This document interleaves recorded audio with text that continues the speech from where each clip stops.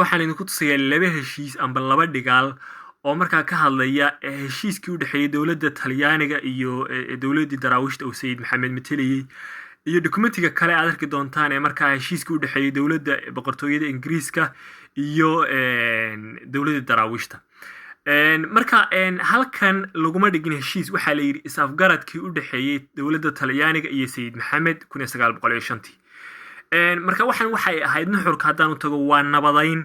oo markii sayidka runtii loo caali waayey ayaa markaa dowladihii saancadaalayaashii waxay soo dejiyeen xeelad ah in markaa bal ay daraawiishta wadahadal la galaan. weliba Talyaaniga ayaa aad markaa ugu ololeynayay arrinkan oo markaa doonayay bal in daraawiishta wadahadal lala galo markii xoog loogu caali waayey. dabcan Ingiriiskuna waa ka dambeeyay oo markaa isagana sidan oo kale ayaa is-afgarad nabadayna ay wada qaateen, iyadana dib baan idinka tusi doonaa. qodobada heshiiskan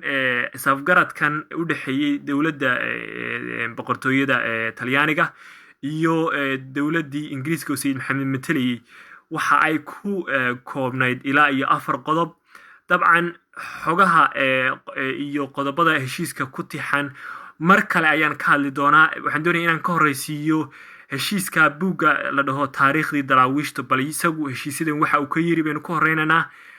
mar kale, kadibna kuwan aynu dib uga soo noqonaynaa insha Allah mar kale. laakiin hadda waxa weeye faahfaahin guud weeyaan si kooban heshiisyada inaan idinla wadaago. sidoo kale heshiiska haddaan u tago markaan ka tago kan Talyaaniga iyo u dhexeeyay Sayid Maxamed ama dowladda daraawiishta, waxaa isna jira peace accord, is-afgarad nabadeed ay markaa kala u dhexeeyay sayidka wadaadka iyo Britain dowladda Ingiriiska 1905. dabcan bishii March ayaa heshiiska la wada galay. kuwanuna waxay soo gabagabeeyeen haddana khaldanayn 24 March. dabcan taasuna waxay ahayd tii Talyaaniguna wuxuu ahaa 4 March haddana khaldanayn. heshiisyada markaa ciwaanka markaad eegtid mid walba wuxuu nuxur ku saabsan yahay in markaa gumaystayaasha iyo daraawiishta ay kala nastaan bal markaa dagaalkii la joojiyo. dabcan dagaalku hadda wuxuu socday 4 sano iyo dheeraad, ku dhawaad 5 sano waa socday. 4 sano oo markaa isu caali waaya iyo weliba dheeraada oo markaa Ingiriiskiina runtii ay candhoofta dib luqeyn oo markaa ay garawsadeen sayidka iyo daraawiishta inaan cudud military lagu muquunan karin, way garawsadeen. Talyaaniguna runtii isagu wuxuu ahaa dadka aan cududda military ku doonayn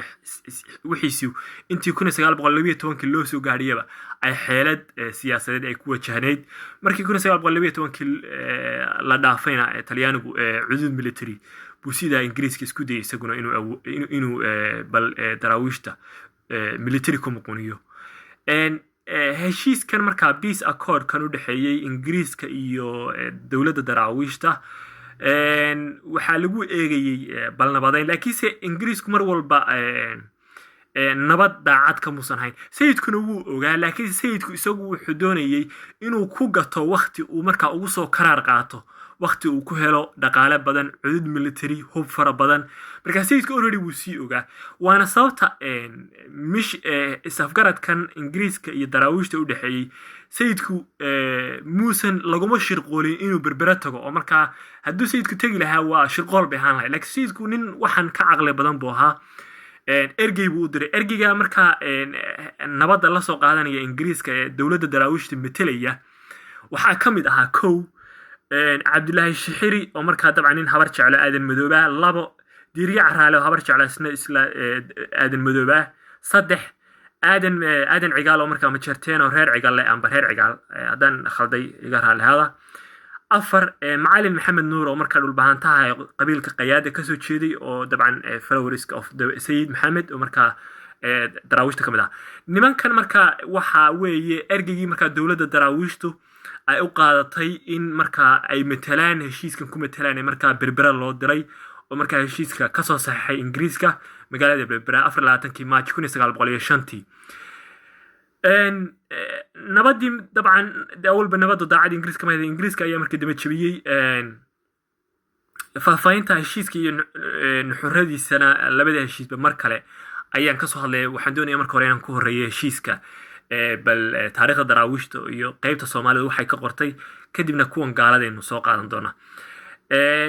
dabcan raggan qaybo ka mid a markii dambe ingiriis bay isu dhiibeen oo waxaa ka mid ahaa cabdilaahi shixiri haddaan tusaale ahaan usoo qaado waxa weeye daraawiishtii raggii dowladda daraawiishta ka mid ahaa markii dambena ingiriis isu dhiibay uu ka mid ahaa isagiyo niman kaleba heshiisyadan kale ee markaa ay wada galeen talyaaniga iyo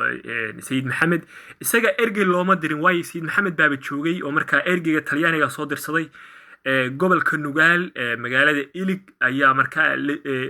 ay yimaadeen sidoo kale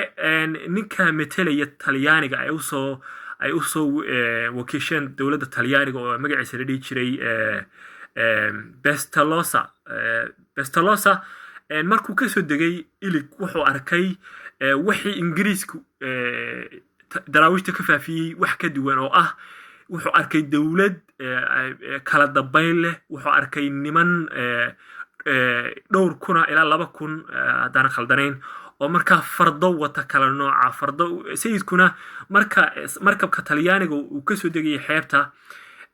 sayidku wuxuu keenay iskugu wacay ciidamadii daraawiishta oo dhan qaybo ka mid ah sawirada waxaa la israaciyey wixii isku midab ah oo fardihii daraawiishta oo dhinac baa la isugu geeyey wixii caddaa wixii cascasaa wixii madmadoobaa wixii bulaalaha waxaasoo dhan ma garanaysay amba baroorka wixii midabo kala duwanaayo fardaha qayb baa loo geeyey oo markaa wixii isku midab ahaaba dhan baa la isku raaciyey marka ninkan bestalosa markuu soo degay ilig uu arkay dowladda daraawiishta iyo quwadooda runtii aad buu ula yaabay oo wuxuu helay sawir ka duwan sawirkii markaa dacaayadii ingiriisku ay ka fidiyeen sayidka iyo dowladda daraawiishta marka runtii inkastuuna sawir ka qaadeen haddana